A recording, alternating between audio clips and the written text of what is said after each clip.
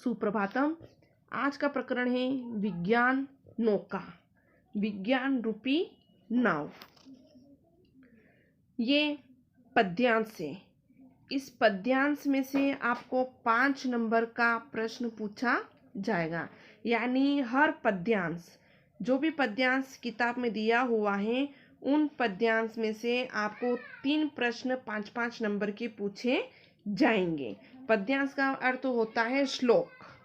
जो श्लोक हैं वो आपको 3 प्रश्न बनेंगे उन श्लोकों में से, जो 5-5 नंबर के होंगे। अब वो प्रश्न 3 किस प्रकार से बनेंगे वो आपको यहाँ पे मैं बताने वाली हूँ। पहला प्रश्न आपके बनेगा 5 नंबर का कि निम्नलिखित श्लोकात या पद्यांश हिंदी अनुवाद लिखिए। यानी निम्नलिखित श्लोकों का या पद्यांशों का हिंदी अनुवाद लिखिए। तो ये 5 नंबर का प्रश्न आएगा। दूसरा प्रश्न बनेगा निम्नलिखित पद्यांश में से संस्कृत व्याख्या लिखिए। निम्नलिखित पद्यांश की संस्कृत व्याख्या लिखिए। 2 पद्यांश देंगे, दोनों में से एक पद्यांश हमको करना है जिसकी संस्कृत व्याख्या लिखनी है। वो भी आएगा 5 नंबर का। तीसरा प्रश्न आएगा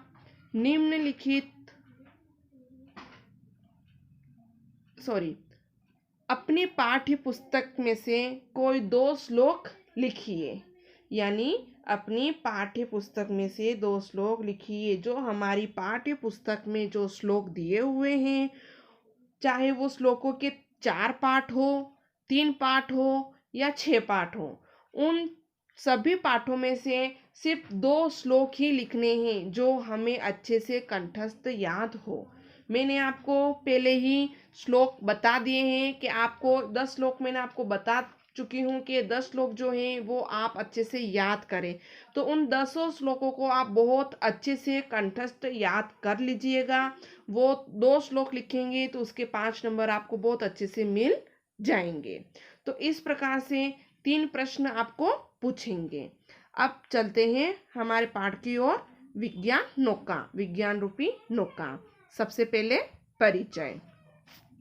प्रस्तुत पाठ 1933 में पुरी यानी उड़ीसा में जन्मे कवि प्रोफेसर श्रीनिवास रथ द्वारा रचित कविता संग्रह तदेव गगनम से उधरा से संग्रहित है। श्रीनिवास रथ बाल्यकाल से मध्य प्रदेश के विभिन्न नगरों में रहे तथा अपने पिता से पारंपरिक पद्धति द्वारा संस्कृत का अध्ययन करने के पश्चात उच्च शिक्षा इन्होंने काशी हिंदू विश्वविद्यालय में प्राप्त की। ये विक्रम विश्वविद्यालय उज्जैन में संस्कृत विभाग में प्राध्यापक एवं विभाग अध्यक्ष रहे। प्रायः 40 वर्षों में ये संस्कृत में गीत लिखते आ रहे हैं। इन गीतों का उपर्युक्त संग्रह हिंदी अनुवाद के साथ प्रकाशित हो चुका है। प्रस्तुत पाठ में आधुनिक विश्व यांत्रिक और कृत्रिम के प्रति बढ़ते हुए मोह के प्रति सचेत किया जा रहा है कि जीवन मूल्यों को भुलाकर नई भौतिक तकनीकी से मानव को अभिभूत नहीं होना चाहिए। पद्यांश से विज्ञान रूपी नौका। विज्ञान नौका समानीयते ज्ञान गंगा विलुप्त इति न अलोक्यते। विज्ञान नौका, विज्ञान रूपी नाव। समानीयते भली भांति लाई जा रही है। ज्ञान गंगा, अध्यात्म ज्ञान रूपी गंगा विलुप्त हो गई है। इति न अलोक्यते, यह सब दिखाई नहीं दे रहा है, अर्थात यह सब नहीं देखा जा रहा है। क्या कहा है कि विज्ञान रूपी नाव भली भांति लाई जा रही है, अध्यात्म ज्ञान रूपी गंगा विलुप्त हो चुकी है, यह सब नहीं देखा जा रहा है।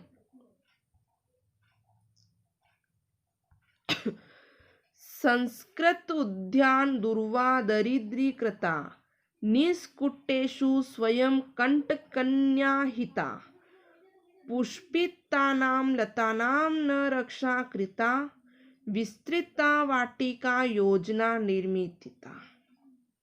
क्या कहा है आगे कि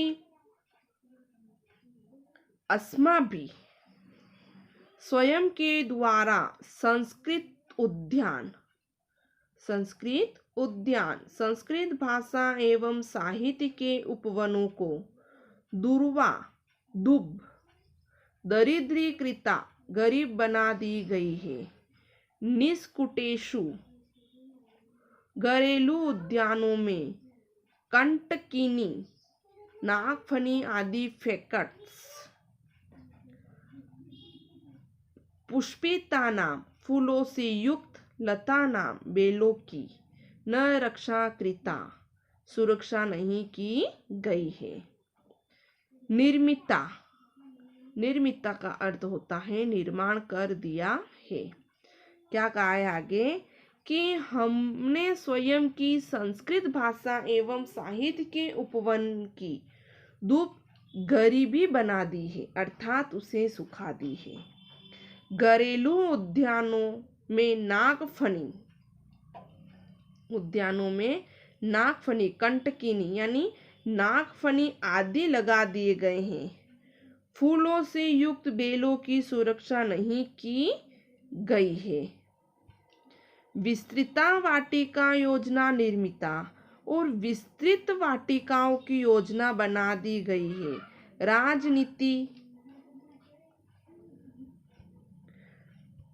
राजनीति शमशानेषु न ज्ञायते। राजनीति रूपी शमशान में कौन कैसे विलाप करता है यह भी ज्ञात नहीं है। विज्ञान रूपी नौका समानीयते। विज्ञान रूपी नौका भली भांति लाई जा रही है। तो इस प्रकार से जो हमने इस पद्यांश का अर्थ देखा है, अब इसमें से आपको किस प्रकार लिखना है। नंबर 1 पे आपको लिखना है अन्वय। अब अन्वय में क्या लिखना है, ये अन्वय आपको किताब के पीछे मिल जाएगा।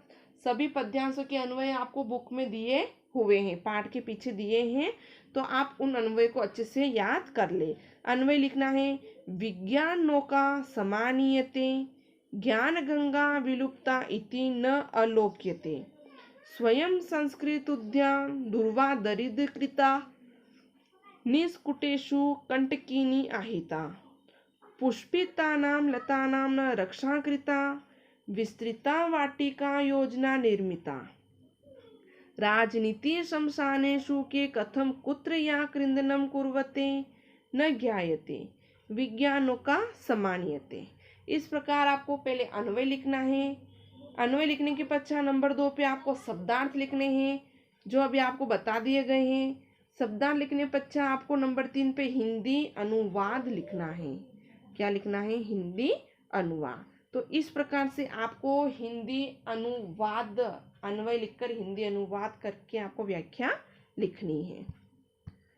अब आगे, अब संस्कृत व्याख्या किस प्रकार से लिखनी है वो भी मैं आपको यहाँ पे बता दूंगी कि संस्कृत व्याख्या कैसे लिखी जाती है।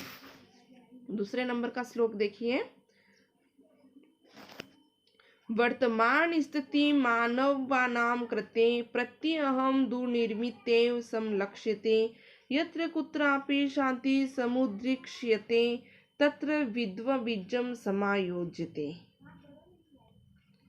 क्या कहा है, वर्तमान स्थिति निर्माण मानवानां यानी प्रतिदिन मनुष्य के लिए वर्तमान काल की स्थिति अमांगलिक ही दिखाई दे रही है। यत्र कुत्रापि शांति, जहाँ कहीं शांति दिखाई दे रही है। दुर्व निर्मितेम समलक्ष्यते समुदीक्ष्यते, वहीं विनाश का बीज बोया जा रहा है। सब समायोजते, सब प्रयोजन विनाश विद्या की चमक रही है। स्वार्थ रक्षा का आश्रय भी नहीं सोचा जा रहा है। इस प्रकार विज्ञान रूपी नौका भली भांति लाई जानी चाहिए। अब जैसे कि ये पद्यांश था, तो इस पद्यांश में से आपको संस्कृत व्याख्या लिखनी है, तो उसके लिए पहले सबसे पहले आपको प्रसंग लिखना है। प्रसंग में लिखेंगे गीतांशो अयम् अस्माकं पाठ्यपुस्तकस्य विज्ञाननौका इति पाठात उद्धृत। पुनः रिपीट करूंगी। गीतांशो अयम् अस्माकं पाठ्यपुस्तकस्य विज्ञाननौका इति पाठात उद्धृत। पाठो अयं प्रोफेसर श्रीनिवास विरचितात् तदेव गगनं सेवधरा इति गीतसङ्ग्रहात् संकलित अस्ति। अस्मिन् गीतांशे गीतकारः देशस्य विकृतस्थितिं वर्णयन् कथयति। यानी यह गीतांश हमारी पाठ्य पुस्तक के विज्ञान नौका पाठ से लिया गया है। यह पाठ प्रोफेसर श्रीनिवास विरचित तदेव गगनं सेवधरा गीत संग्रह से संकलित है। इस गीतांश में गीतकार देश की विकृत स्थिति का वर्णन करते हुए कहते हैं कि इतना लिखने के बाद आपको नंबर 2 पे व्याख्या लिखनी है संस्कृत। तो क्या लिखेंगे? प्रतिदिनं मनुष्य वर्तमान कालस्य दशा अमांगलिक केन दृश्यते यस्मिन् कस्मिन् स्थाने अपि समलक्ष्यते तस्मिन् स्थाने विनाशं बीजम् उप्यते। सर्वेषां प्रयोजनानां पदार्थानां वा विनाशिका विद्याय भासते स्वार्थरक्षाया आश्रयः अपि न विचार्यते विज्ञानस्य नौका समागिन्यते। यानी प्रतिदिन मनुष्य के लिए वर्तमान काल की स्थिति अमांगलिक ही दिखाई दे रही है। जहाँ कहीं शांति दिखाई दे रही है वहाँ विनाश का भी बीज बोया जा रहा है। सब प्रयोजन की विनाश विद्या ही चमक रही है। स्वार्थ रक्षा का आश्रय भी नहीं सोचा जा रहा है। विज्ञान रूपी नौका भली भांति लाई जानी चाहिए। तो इस प्रकार से संस्कृत व्याख्या लिखनी है। संस्कृत व्याख्या ज़्यादा बहुत बड़ी नहीं लिखनी है और सिर्फ आपको ये संस्कृत व्याख्या 3 लाइनों में ही लिखनी है। इस प्रकार से संस्कृत व्याख्या लिखने के पश्चात नंबर 4 पे आपको लिखना है व्याकरण संबंधित विशेष। व्याकरण संबंधी विशेष में आ जाएगा जैसे कि प्रत्ययहम। प्रत्ययहम आया है तो इसमें अव्ययभाव समास हुआ और विग्रह बनेगा अहनी अहनी प्रति प्रतिदिन, या बन जाएगा दिनम दिनम प्रति। फिर अगला है दुर्निमित। दुर्निमित है तो ये बहुब्रीहि समास हुआ तो विग्रह बनेगा दुष्टम निर्मितम यस्या सा। फिर आता है विध्वंस बीज। विध्वंस बीजम ये षष्ठी तत्पुरुष समास है जिसका विग्रह बनता है विध्वंस संशय बीजम। फिर आता है कुत्र। कुत्र आता है तो कुत्र का विच्छेद बनेगा किम धन त्रल, यानी कि त्रल प्रत्यय बना है। तो इस प्रकार से ये आपको परीक्षा में पूछे जाएगा जो 5 नंबर का आएगा। तो इस प्रकार से आपको ये करना है। आगे तारका युद्ध संभावना अधीयते गोपनीय युद्धानां कथा श्रूयते विश्व शांति प्रयत्नेषु सदृश्यते विश्व संहानीति योत्थपाश्युप्यते।